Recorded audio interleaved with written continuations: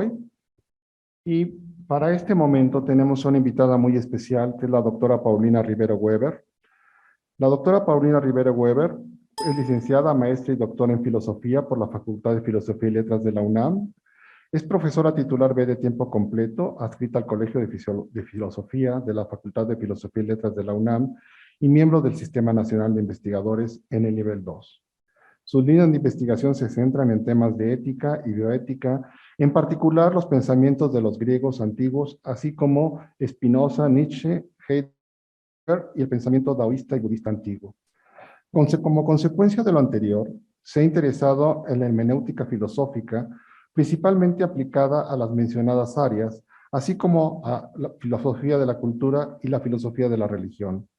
También han ocupado problemas contemporáneos de bioética, tales como el estatus ontológico de la vida animal, del embrión, y problemas límite como la eutanasia y el aborto.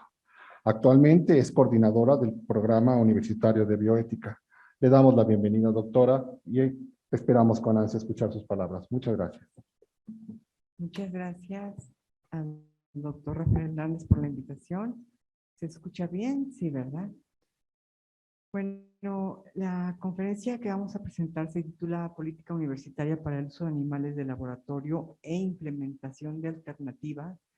Y me interesa aclarar que esta conferencia la hicimos entre dos personas porque no contaba yo con todo lo que se requiere saber, sobre todo en el ámbito de la ley, y por eso consulté a la maestra Marga Lorena González Olivares, quien escribió realmente la mitad de la conferencia, que es todo lo referente a las leyes. Entonces, ella es una persona muy modesta y no me hizo caso en el sentido de que la leyéramos mitad y mitad, pero es una conferencia que trabajamos juntas y se lo agradezco muchísimo. El silencio en torno al valor de la vida animal podría resultar curioso o inverosímil si no fuera porque sus consecuencias son aterradoras. Ese silencio surge y a la vez se respalda tanto en la filosofía como en la ley. Es absurdo que uno de los pensadores más importantes del siglo XX, Martin Heidegger, dedicara uno de sus escritos más brillantes a dilucidar qué es una cosa, pero nunca intentó dilucidar el estatus ontológico del animal. Esto es, ¿qué es un animal? Y la respuesta a esta pregunta conduciría a algo muy importante, que es comprender en dónde radica el valor de la vida animal. Sin duda han existido filósofos que reflexionaron al respecto, pero son muy pocos y la gran mayoría se alejan de una valoración positiva. Siempre se remarca la superioridad humana. Solo recientemente las cosas han empezado a cambiar y tanto en nuestras leyes como en la filosofía comienza muy poco a comprenderse que todos somos animales mamíferos de la familia de los primates, al menos todos los seres humanos, y en pocas palabras comienza a comprenderse que todos somos animales que hemos coevolucionado a lo largo de siglos. De manera análoga al silencio de la filosofía, en la Constitución de los Estados Unidos mexicanos, los animales ni siquiera son mencionados. No existe la palabra animal en la Constitución política de nuestro país. No es algo completamente absurdo o incluso ridículo. Somos parte de ellos, vivimos rodeados de ellos, vivimos a costa de ellos, pero nunca hablamos de ellos. Si la UNAM es la punta de lanza del país, la que marca el rumbo y toma los retos, debemos tener entonces buenas respuestas a esta pregunta. ¿Qué sucede en la UNAM respecto al empleo de los animales, tanto en la docencia como en la investigación? Porque la UNAM es el proyecto educativo más importante de nuestro país y como tal, su obligación es poner el ejemplo en cuanto al trato que debemos darle a los animales. En este trabajo hemos intentado exponer muy brevemente las políticas nacionales y locales de nuestro país respecto a los animales para con base en ellas poder evaluar las políticas universitarias y su cumplimiento o su incumplimiento. De entrada debo decir que no fue la UNAM la que originó la posibilidad de romper el silencio en torno al valor de la vida animal. Fue en 2018 cuando entró en vigor la Constitución Política de la Ciudad de México, en la cual se dio un paso fundamental al contemplar y amparar a los animales como seres sintientes. Y retengamos este término, el término sintiente, para analizarlo más adelante, porque antes hemos querido explicar en lo general lo que nuestras leyes dicen al respecto de los animales. En la Constitución Política de la Ciudad de México leemos: esta Constitución reconoce a los animales como seres sintientes y por lo tanto deben recibir un trato digno. En la Ciudad de México, toda persona tiene un deber ético y una obligación jurídica de la integridad de los animales. Estos por naturaleza son sujetos de consideración moral. Su tutela, ojo, su tutela es responsabilidad común. Y a lo anterior agrega que la ley determinará las conductas prohibidas con objeto de proteger a los animales y las sanciones aplicadas por actos de maltrato y crueldad. Y como ustedes saben, seguramente ya hay individuos en la cárcel por haber asesinado tanto a gatos como a perros. De manera acorde con lo mencionado, el Código Penal del Distrito Federal actual, Ciudad de México, habla acerca de las sanciones al maltrato o crueldad a todo ciudadano que ponga o no ponga en riesgo la vida de un animal, pero que le haga daño, ya sea una especie doméstica o silvestre. También hay contradicciones. El Código Civil categoriza a los animales como bienes susceptibles de apropiación, como cosas que tienen dueño. De manera que, ¿qué encontramos en nuestras leyes? Por un lado, eleva a los animales a seres sintientes, por otro lado, considera que pueden ser propiedad de un ser humano como si fueran cosas. Pero la ley está ahí para que la interpretemos y eso es lo que vamos a hacer. Vamos a hablar de otras leyes y antes de ello es necesario explicar lo que consideramos la joya de la corona, a saber, ¿qué quiere decir que un animal es un ser sintiente? A primera vista, la explicación es simple: un ser sintiente es un ser capaz de sentir, pero lo que esto implica no es tan sencillo. Para comprenderlo, tendré que aclarar que los filósofos que defienden a los animales consideran que se puede fundamentar su argumentación de dos maneras diferentes. Unos creen que debemos respetar a los animales porque son seres con procesos mentales, capaces de pensar, y otros consideramos que debemos respetarlos porque son capaces de sentir. La primera vertiente, de fuertes resonancias kantianas, generó una cantidad impresionante de estudios sobre la capacidad de los animales para pensar, hablar y comunicarse.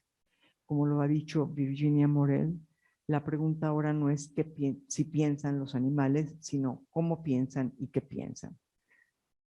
Y cada día surgen artículos nuevos cuyos títulos nos dejan saber, por ejemplo, cito: las ballenas poseen acentos y dialectos regionales.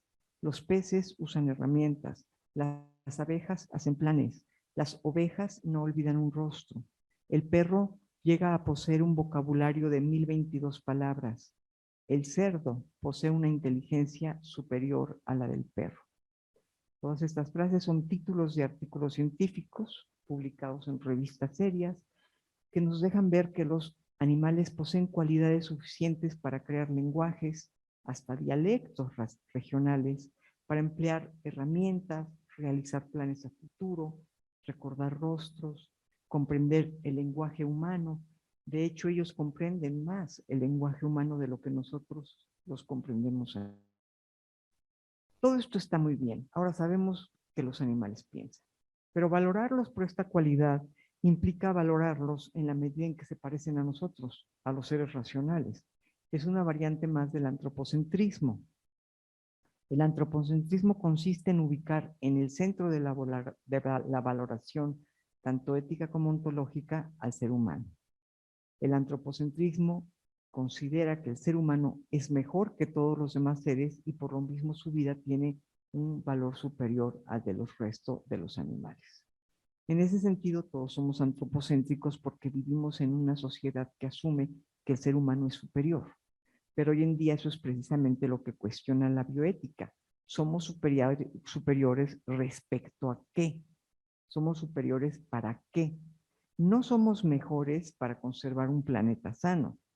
Somos mejores quizá para adueñarnos del planeta, eso sí, pero no para conservarlo sano. Pero poder ejercer la ciencia y la tecnología para adueñarnos del planeta no implica ser mejores en general. Implica quizá tener las capacidades racionales que pueden generar una cierta tecnología que en efecto acabe por arrasar con el planeta.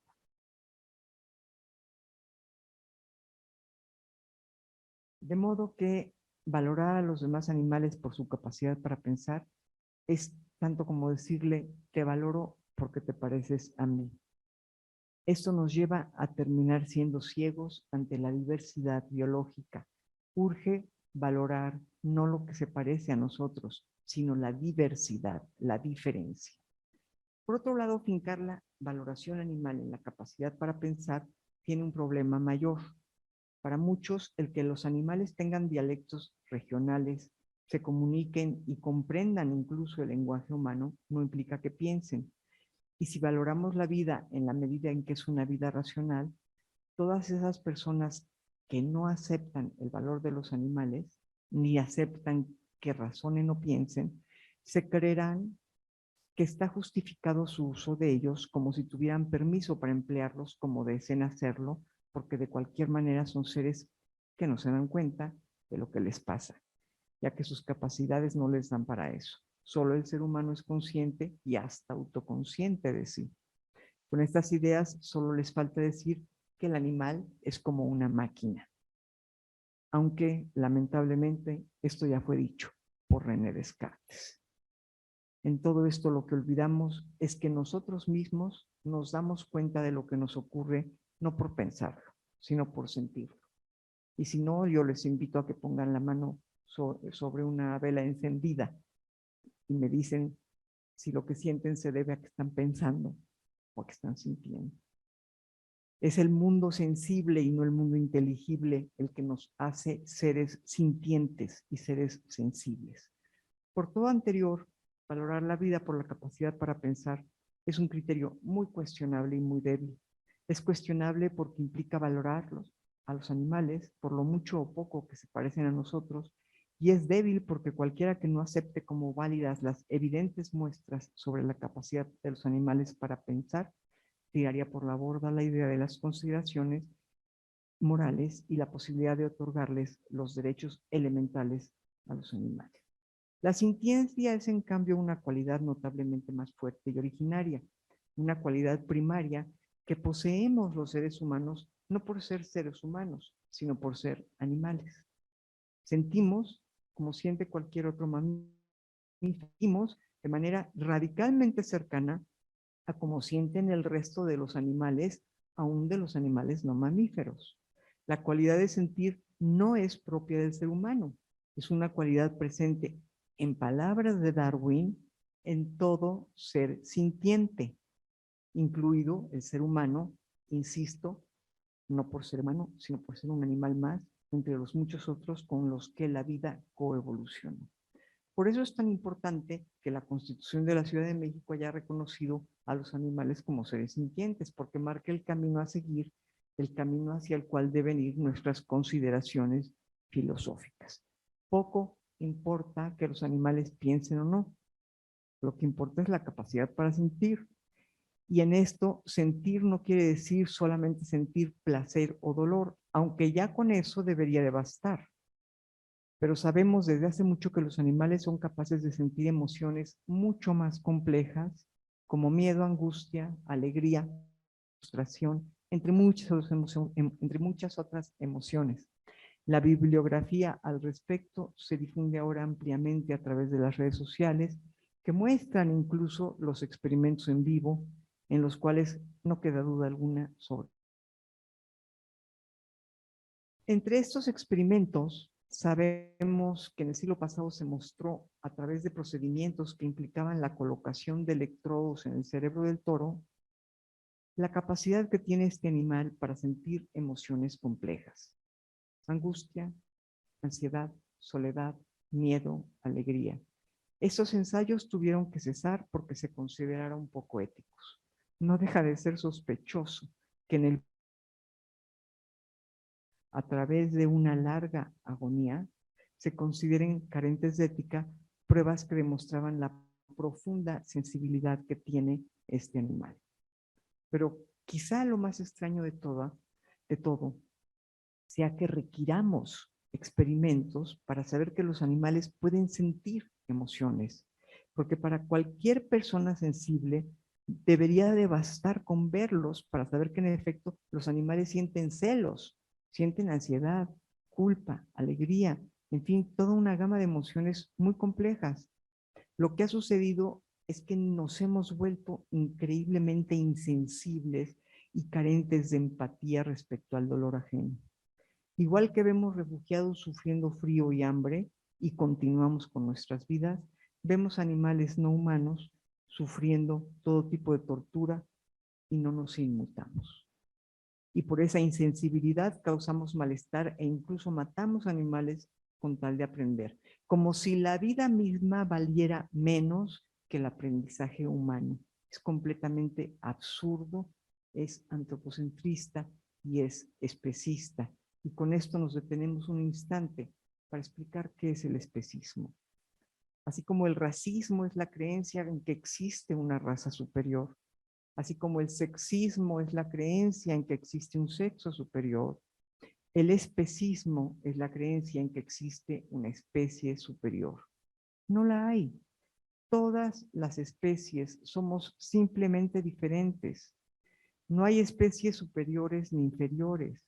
El especismo clama por comprender esto.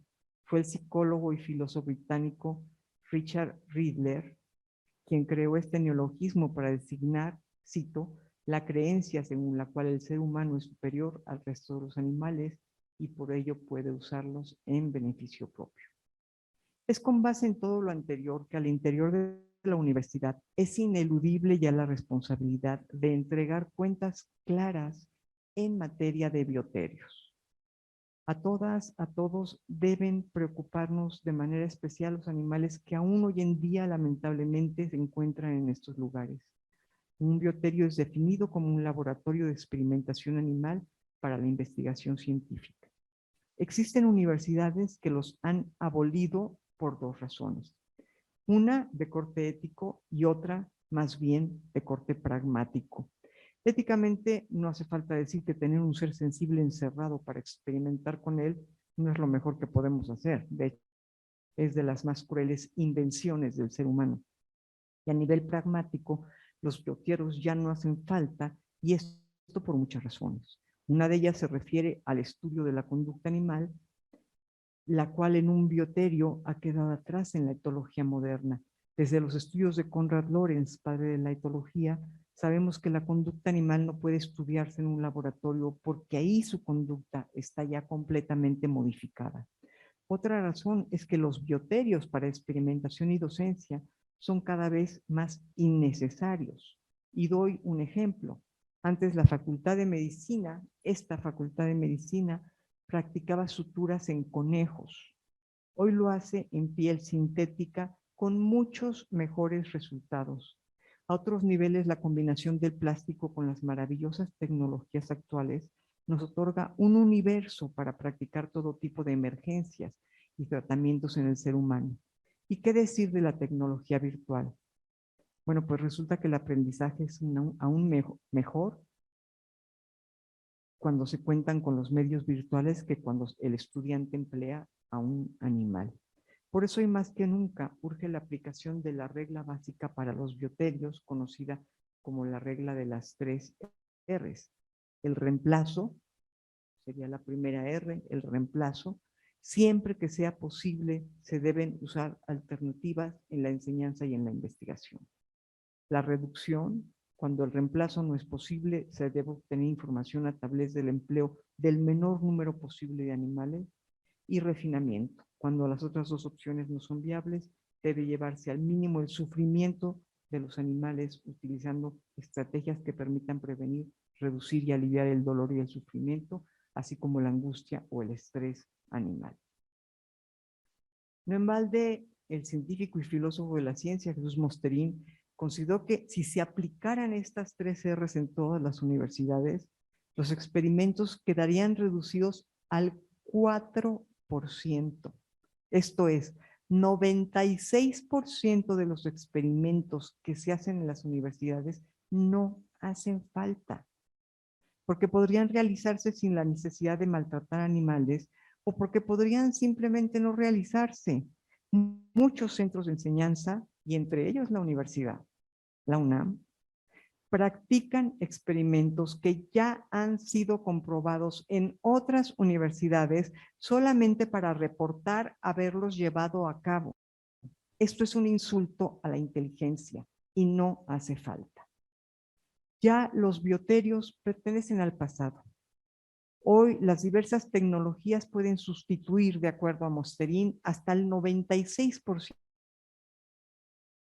deseable que la UNAM contara únicamente con un bioterio en perfectas condiciones, el cual podría, de acuerdo al principio de las 3 R's, desaparecer con el tiempo.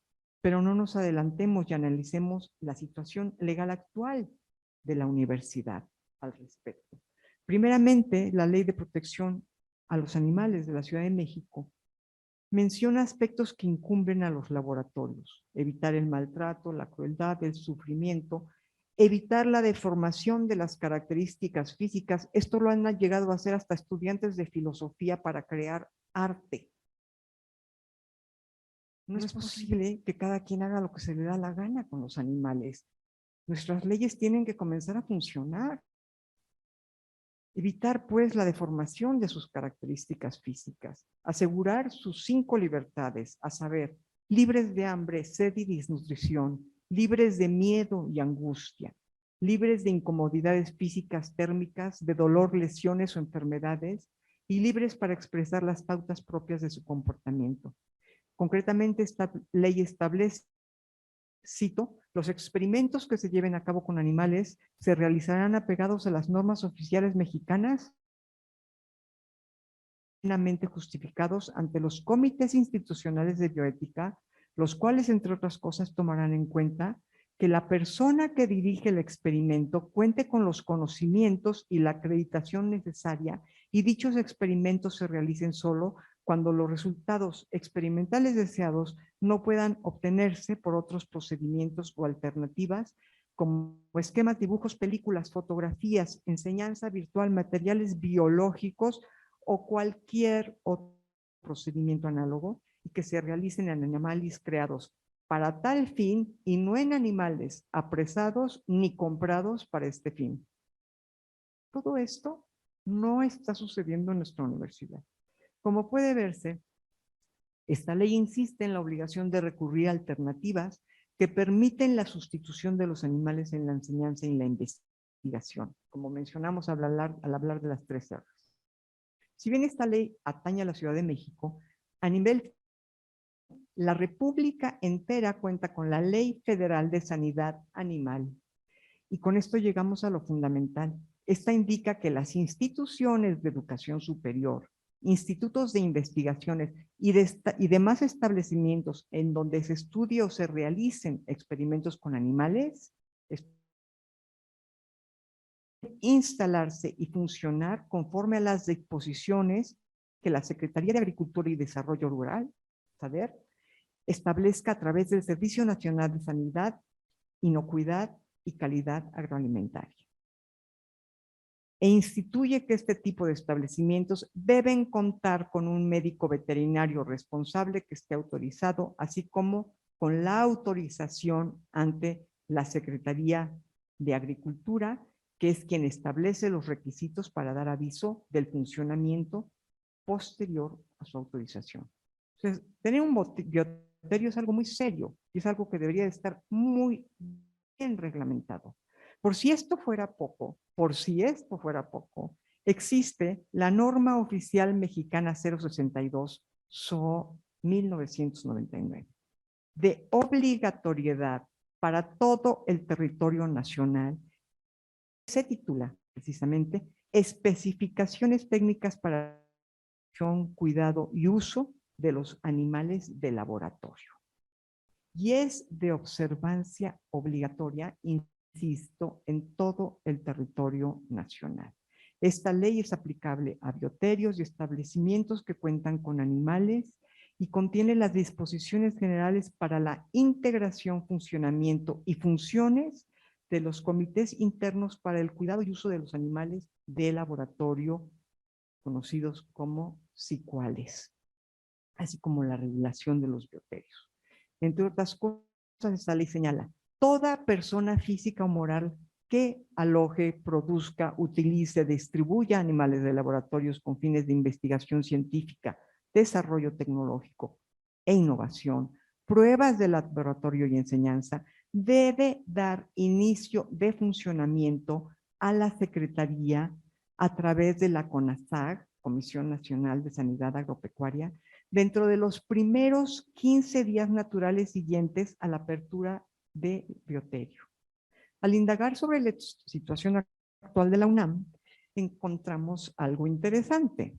Gracias al Plan Rector de Desarrollo Institucional, con el cual el doctor Enrique Graue fue designado rector de la UNAM el 17 de noviembre del 2015, la comunidad universitaria nos pusimos a trabajar en los temas referentes a los diferentes tipos de comités de ética. El trabajo del Programa Universitario de Bioética, que yo dirijo, y de la Oficina de la Abogacía General, duró meses, en los cuales ambas instancias nos sincronizamos para emitir lineamientos en torno a los comités de éticas. Los resultados finales, que ya no dependieron del Programa Universitario de Ética, fueron publicados en la Gaceta Universitaria el 29 de agosto del 2019, bajo el título Acuerdo por el que se establecen los lineamientos para la integración, conformación y registro de los comités de ética en la Universidad Nacional Autónoma de México. De estos lineamientos, resalto el artículo 8, en donde se lee, cito textualmente: bienestar animal designa el modo en que un animal afronta las condiciones de su entorno. Un animal está en buenas condiciones si está sano, bien alimentado, en condiciones de seguridad, puede expresar formas innatas de comportamiento y si no padece sensaciones desagradables de dolor, miedo o desasosiego. Las buenas condiciones implican prevención de enfermedades, tratamientos veterinarios, protección, manejo y correcta alimentación, por lo que su manipulación y, en dado caso, sacrificio debe llevarse a cabo de manera compasiva.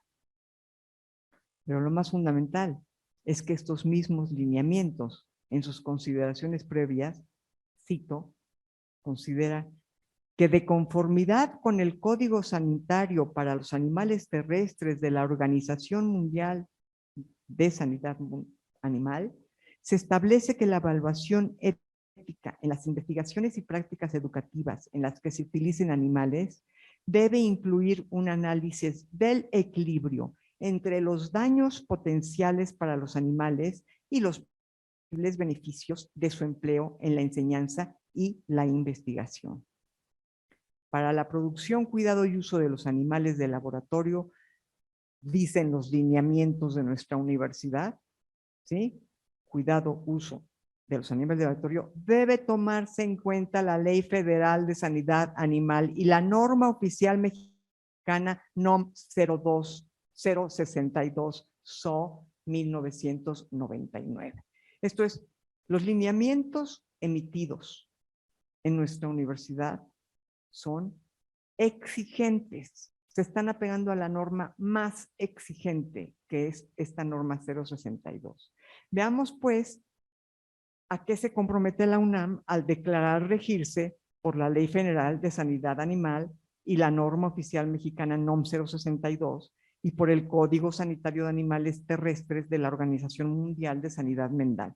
Primeramente, la Ley Federal de Sanidad Animal menciona que las instituciones de educación superior y demás establecimientos en donde se estudie o realicen experimentos con animales deben instalarse y funcionar conforme a las disposiciones de la Secretaría de de Agricultura y Desarrollo Rural, a través del Servicio Nacional de Sanidad, Inocuidad y Calidad Agroalimentaria, SENASICA, establezca. Asimismo, dice que los establecimientos mencionados en el párrafo anterior deben contar con un médico veterinario responsable que esté autorizado para esto. En pocas palabras, esta ley va de la mano con la norma oficial mexicana 062, que como sabemos es de observancia obligatoria para todo el territorio nacional. Por otro lado, aunque ya hemos mencionado esta norma 062, queremos recalcar que a lo que la UNAM se apega al haberla incluido en sus lineamientos es a integrar comités internos para el cuidado y uso de los animales de laboratorio, ¿cuáles? A crear una justa regulación en los bioterios y también a que toda persona física o moral que aloje, produzca o utilice o distribuya animales de laboratorio con fin de investigación científica o enseñanza, debe dar aviso del funcionamiento a la Secretaría a través de la CONASAG, Comisión Nacional de Sanidad Agropecuaria, dentro de los primeros 15 días naturales. Esta norma menciona que cada institución de investigación que utilice animales de laboratorio establecerá un CICUAL.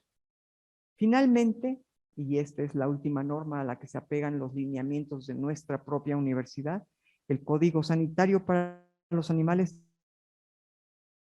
de Sanidad Animal, incluido en estos lineamientos de la UNAM, indica que la regla de las 3 R's, reemplazo, reducción y refinamiento, debe ser el principio imperante para determinar un protocolo de investigación es viable. Y esta regla de las 3 R's también está considerada no solamente en el código, sino en los mismos lineamientos de la UNAM.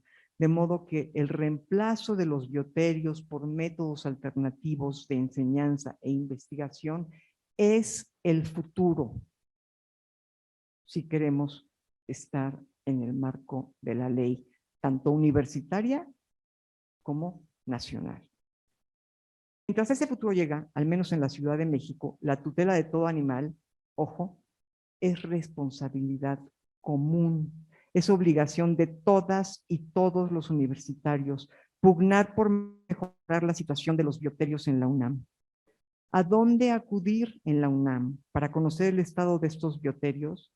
El Comité Universitario de Ética, CUÉtica, elegido para supervisar las prácticas éticas universitarias, entre las cuales están el integrar la base de datos que contengan el registro actualizado de los comités de ética en la investigación y la docencia, entre los cuales se encuentran los CICUALES. Es necesario que tanto CUÉtica como todas las entidades que manejan animales se pongan al día después de la pandemia, que yo comprendo que detuvo muchos proyectos. Pero es necesario que nos pongamos al día para poder brindar la información en torno a la situación actual de los bioterios y de los CICUALES. Urge que la comunidad conozca lo que sucede con los animales de nuestra universidad, porque solo desde el ejemplo podemos mostrar al resto del país que las cosas pueden hacerse y deben hacerse bien. La UNAM puede hacerlo. El Plan Rector de Desarrollo Institucional dejó la estructura necesaria para ello. Consideramos que es muy necesario un comité que reúna y regule todos los CICUALES. Esto es imprescindible porque de otra manera el Comité Universitario de Ética no se da abasto. Con un solo comité que reúna y regule todos los CICUALES, que concentre toda la información referente a estos, que entregue cuentas al Comité Universitario de Éticas, privándole así a ese comité universitario la posibilidad de informar sobre el estatus legal de todos y cada uno de los CICUALES. Esta es una invitación. Esta participación nuestra, pues, es una invitación a la creación de ese comité. el cual podría poner al día la información sobre los bioterios de nuestra universidad y promover la enseñanza y la investigación con la tecnología que hoy en día existe. Es una invitación esta a buscar siempre alternativas que permitan la adquisición de lastimar animales, así como a realizar investigaciones prescindiendo de su uso. Y concluimos nuestra participación con una última reflexión. No podemos quitarle a los animales lo único que tienen, que es su vida. Cuando no quede un solo animal para experimentación y docencia en nuestra universidad, cuando comprendamos que no tenemos derecho a quitarle a los animales lo único que tienen, que es su propia vida, nuestra universidad se habrá elevado un peldaño más en su camino hacia una verdadera vida de ética universitaria. Muchas gracias.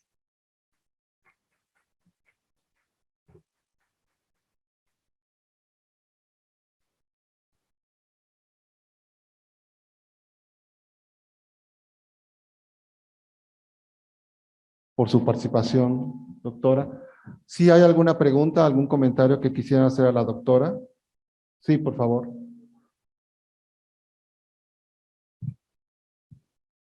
Hola, buenos días. ¿Se oye? Sí.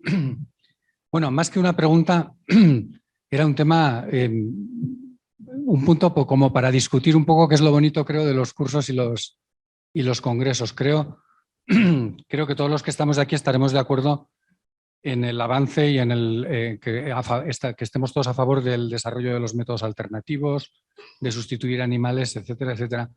Pero me preocupa alguna cosa que he oído en el sentido de dar una especie de validez automática a las afirmaciones, por ejemplo, de Mosterin de que el 96% de los experimentos con animales no sirven para nada, porque esa afirmación, es decir, es absolutamente imposible demostrar eso con métodos objetivos, ¿no? Y me preocupa un poquito esos mensajes como que eso se tome por una cosa absolutamente real y objetiva, porque de hecho es que es imposible, ¿no?, demostrarlo o sustentar esa afirmación de ninguna manera. Utilizando el especismo que comentabas, ninguno sería necesario, por decirlo así, por una parte, pero si vamos a otros hechos que creo que es más interesante ver desde el punto de vista objetivo, creo que es mejor tomar datos reales, ¿no? Por ejemplo, un punto para discutir en este sentido que me parece razonable y con hechos detrás es la demostración, por ejemplo, de que en un determinado tipo de ciencia solamente el 10% de los compuestos que se han testado en animales en las fases preclínicas llegan a ser beneficiosos para las personas humanas. Eso es un hecho objetivo, ¿no? Y a partir del cual o podemos discutir desde el punto de vista ético si es necesario de alguna manera o conveniente ese sacrificio de un 90% de esos animales que aparentemente innecesariamente se han podido utilizar. Porque desde otro punto de vista podríamos decir, gracias a ese 10% se han salvado X número de vidas humanas, ¿no? Y ahí podemos jugar otra vez con las subjetividades, pero creo que es más interesante basarse en esos datos objetivos para discutir la necesidad o no necesidad que en afirmaciones que no están, porque no pueden estar sustentadas por datos objetivos. Bueno, yo me imagino que usted ignora quién es Jesús Mosterin. Me imagino que por lo que acaba de decir usted ignora quién es Jesús Mosterin. Bueno, Jesús Mosterin es un filósofo de la ciencia, aparte es un científico respetado mundialmente. Los datos los tiene escritos en un libro. Si usted quiere, yo se la voy a llevar con mucho gusto, pero él no está hablando a la ligera. Los cálculos que él hace están demostrados. De hecho, su formación original son las matemáticas y las estadísticas. Entonces no está hablando a la ligera cuando él da estas cifras, ¿sí? Lamentablemente muchas universidades repiten experimentos que ya han sido demostrados en otras universidades para ponerse la estrellita. Y no hace falta. Si ya fueron demostrados en otras universidades, no hace falta repetirlos para poder decir que también lo hicimos, cuando eso conlleva matar animales. No es ético, no es ético. No sé si contesté o si dijo Sí. algo más. Gracias. ¿Alguna otra participación? Bien, pues le damos las gracias a la doctora por su participación y sus comentarios. Son las cosas que analizaremos dentro de estos foros y que creemos que debe dársele seguimiento, sobre todo a esta actividad de poder constituir un organismo dentro de la universidad que pudiera orientar o dar lineamientos para tratar de homogeneizar los criterios dentro de estos ICUALES y estas condiciones de los vertederos. Muchas gracias, doctor.